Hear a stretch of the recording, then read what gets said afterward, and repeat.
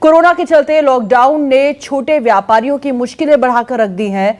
जयपुर में कुछ जूलर्स सोने चांदी के गहने बेचने के बजाय सब्जियां बेच रहे हैं। देखिए, हजारों रुपए के सोना चांदी के आभूषण बनाकर बेचने वाले हाथ अब सब्जी बेचने को मजबूर है।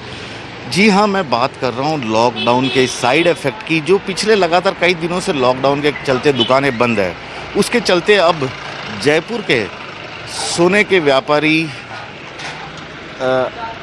अब सब्जी बेचने को मजबूर हैं। काफ़ी मुश्किल वाला वक्त है इनके लिए, क्योंकि सरकार ने मना किया कि लॉकडाउन में आभूषणों की दुकान नहीं खुलेगी।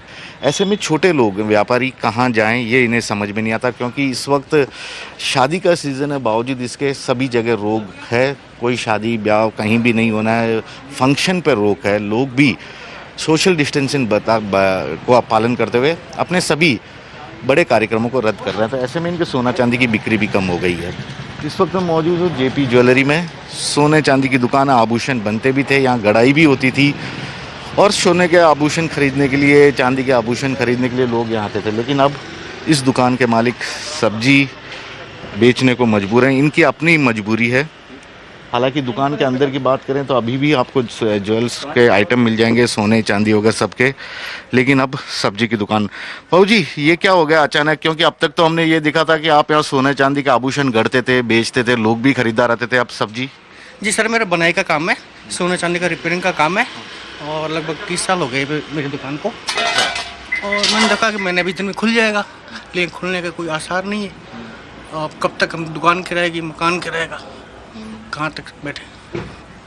तो परेशानी नहीं होती होगी? कहाँ तो आप सोना चांदी बेचते थे, कहाँ सब्जी बेच रहे हो? मतलब कोई शर्मिंदगी इस टाइप की कोई चीज़ थी, या आपको लगता था कि अब तो यही जिंदगी है, चलाना ही पड़ेगा जब तक नहीं ठीक हो जाए? शर्म तो कर रहे हैं, लेकिन कब तक करें?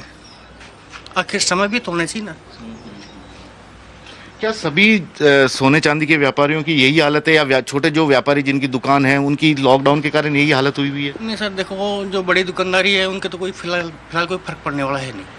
जो गरीब दुकानदार है, जिसके पास पूंजी नहीं है, वो बहुत ज़्यादा परेशान है। ये एक मजबूरी कहिए, विवशता कहिए, कुछ भी कहिए, सोने चांदी के आभूषण बेचने गढ़ने वाली दुकान के मालिक अब सब्जी का दुकान लगाकर व्यापार करने को मजबूर हैं। ऐसे कई और दुकानदार भी हैं जिनके सामने परेशानी है, लेकिन अब सब ने शर्म झिझक छोड़ दी है।